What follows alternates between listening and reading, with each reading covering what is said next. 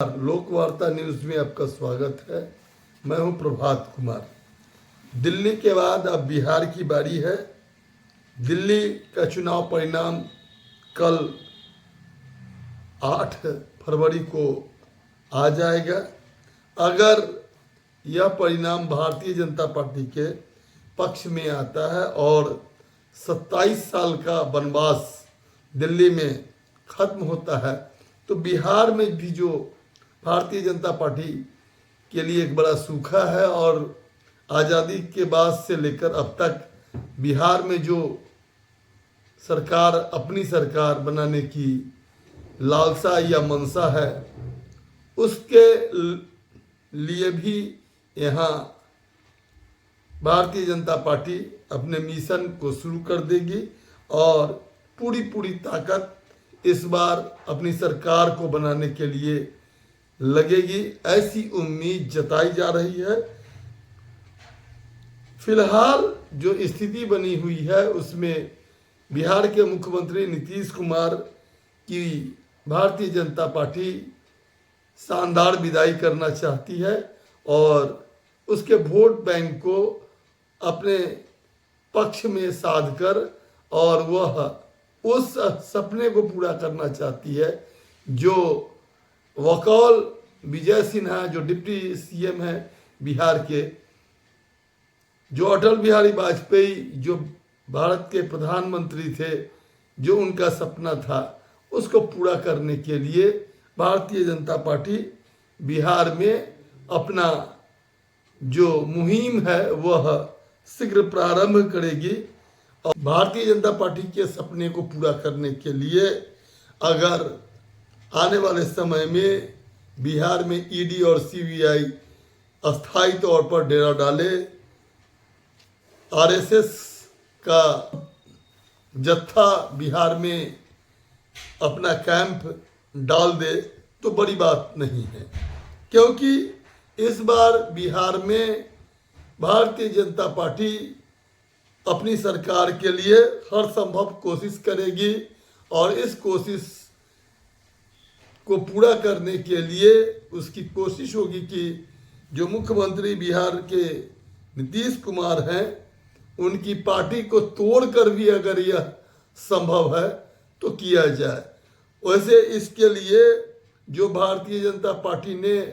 जदयू के भीतर sleeper cell को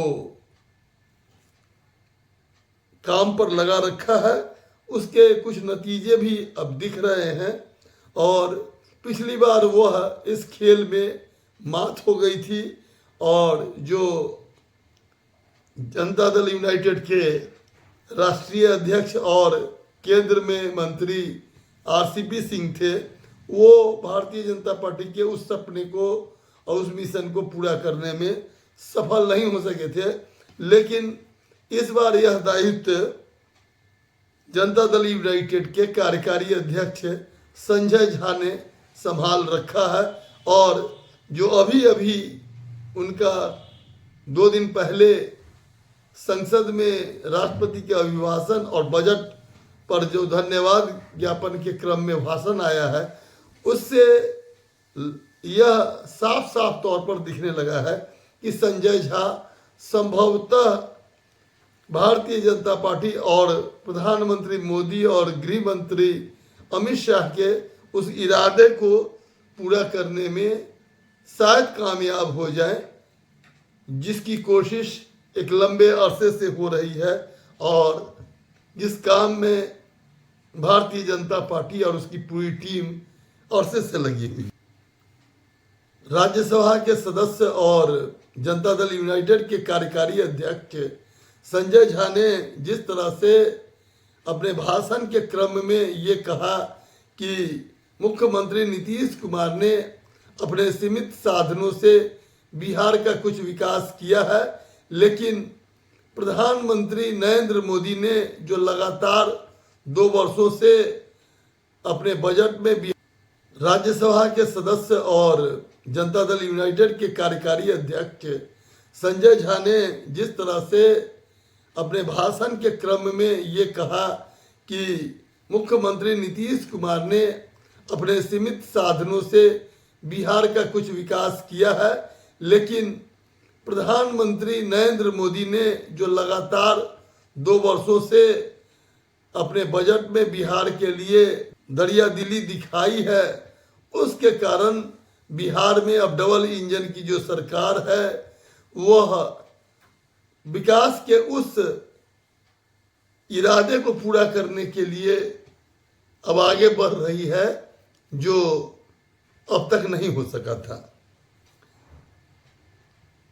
नीतीश कुमार को लेकर कई तरह की बातें चल रही है। प्रशांत किशोर जो जन सुराज के बड़े नेता और संस्थापक हैं, उन्होंने तो उनके मानसिक दिवालियापन तक की बात कर दी है और कई तरह की बातें चल रही है। प्रगति यात्रा में भी बार बार मीडिया के द्वारा यह दिखाने और समझाने की कोशिश की जा रही है कि मुख्यमंत्री नीतीश कुमार अब शारीरिक और मानसिक रूप से उस हालत में नहीं रह गए हैं जिस हालत में वह पहले थे, और अब जो उनकी स्थिति है उस स्थिति में अब उनका बिहार के सीएम की कुर्सी पर बना रहना उचित नहीं है। यह बात राष्ट्रीय जनता दल के नेता पूर्व डिप्टी सीएम तेजस्वी यादव और उनकी पार्टी भी कह रही है, और भी कई नेता इस तरह की बातें कर रहे हैं। कुछ घटनाएं भी ऐसी हो जा रही है जिससे कि जनता में जो नीतीश कुमार को लेकर प्रेम और मोह और उनके कार्यकलाप को लेकर जो जनता का स्नेह है उसको कम करने के लिए कई बातें एक साथ, यह कि हर हाल में दिल्ली चुनाव के परिणाम के बाद बिहार में अब राजनीतिक सरगर्मी अपने चरम पर होगी और इसकी तैयारी के लिए बिहार में नए राज्यपाल की नियुक्ति से लेकर और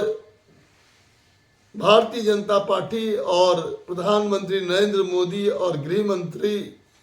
अमित शाह की जोड़ी ने पूरी तैयारी शुरू कर दी है और अब वह स्वयं 24 फरवरी को जो भारत के प्रधानमंत्री नरेंद्र मोदी हैं भागलपुर आ रहे हैं। ऐसी स्थिति में अब बिहार जहां 2025 में चुनाव होना है, अब उसकी पूरी धमक दिखेगी, ऐसी उम्मीद अब दिखने लगी है। आज बस इतना ही। धन्यवाद। आपसे विनम्र आग्रह है कि अगर लोकवार्ता न्यूज़ को अभी तक सब्सक्राइब नहीं किया है तो इसे सब्सक्राइब करने की कृपा करेंगे। साथ ही आप अगर